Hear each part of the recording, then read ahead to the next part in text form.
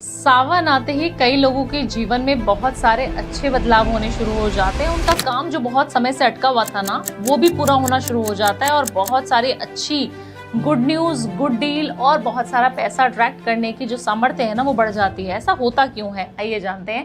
इसके पीछे है 7 ऐसे कारण जो आप भी अट्रैक्ट कर सकते हैं इस सावन में। अगर आपने ये वीडियो नहीं देखा ना अंत तक, तो शायद आप कुछ मिस कर जाएंगे। तो आपको पूरा वीडियो जरूर देखना है। करना क्या होगा, आपको 7 नियम बता रही हूँ, उनका पालन जरूर करना है ये पूरे सावन में। सबसे पहला नियम, आपको सूर्योदय से पहले उठना जरूरी है।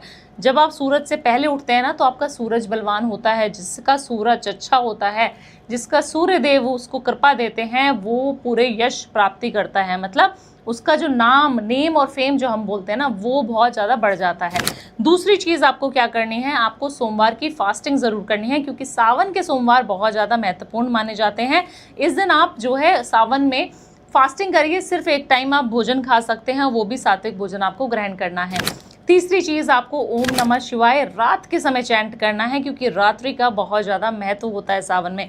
तो आप रुद्राभिषेक कर रहे हैं, आप ओम नमः शिवाय की चैंटिंग कर रहे हैं, आप शिव चालीसा कर रहे हैं, उसको आपको रात के समय करना है। ये तीसरा नियम है। चौथा नियम क्या होगा, चौथा नियम होगा कि आप किसी भूखे को खाना खिला दें, किसी ब्राह्मण की सेवा कर दें, किसी जरूरतमंद को कुछ ना कुछ दक्षिणा आपको जरूर देनी है सावन में, क्योंकि सावन में दिया गया एक भी चीज़ का दान आपके 100 दानों के बराबर होता है। तो आप नॉर्मल डेज में जो दान करते हैं वो 1 गिना जाएगा, बट अगर आप सावन में दान करते हैं तो 100 की काउंटिंग होगी। तो आपको दान जरूर करना है। 5वां नियम, आपको क्या करना है, आपको जो है 5वां नियम करना है कि आपको 1 लोटा जल महादेव के ऊपर शिवलिंग पर रोज अर्पण करके आना है, और साथ में ही 7 बेलपत्र, जो बेल की पत्तियां होती हैं 3 वाली, 3 पत्तियां उसमें कंपलसरी होनी चाहिए, वो पत्ती आपको चढ़ा कर आनी है महादेव के शिवलिंग पर।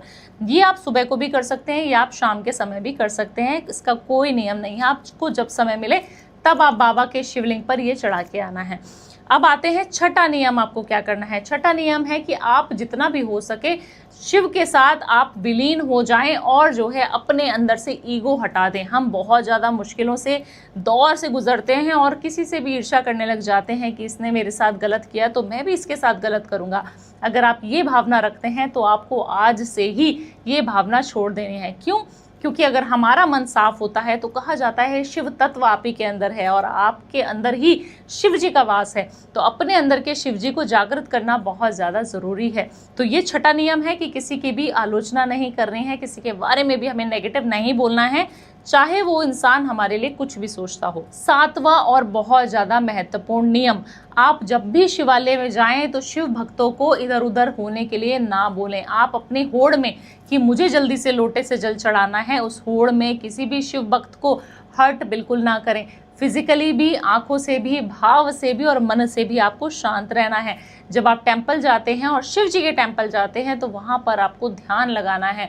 ज़रूरी नहीं है कि आप सारी चीज़ें शिवालय पे चढ़ाइए, आप सिर्फ ध्यान लगाकर ओम नमः शिवाय शिवलिंग के सामने बोल देंगे ना, तब भी बाबा आपकी सारी मनोकामना पूरी करेंगी।